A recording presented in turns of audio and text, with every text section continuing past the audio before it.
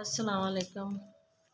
मैं बेवा औरत हाँ, बस घर दे विच काम करनी, धागे तोड़नी आ ते आपदा गुजारा करनी आ। मेरा एक बेटा है छोटा जिहा ते 3 बेटियां ने ते बस आपदा किराए दा घर है। राशन भी लैन गई 2-3 बारी कितों ते नहीं मिलिया, बस आ गई फिर फूर के।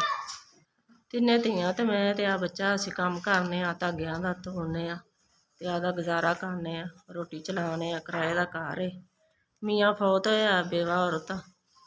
1-2 बार गई हाँ राशन लैन ते नहीं मिलिया, फिर फुर के ते आ गई हाँ।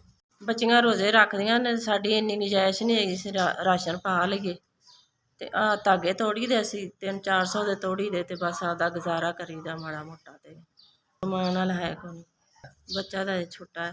हाँ, इस काम ते बस गुजारा करीदा, धागे धुगे ढूंढते। थोड़ा राशन लै दो ते तुहाडी मेहरबानी।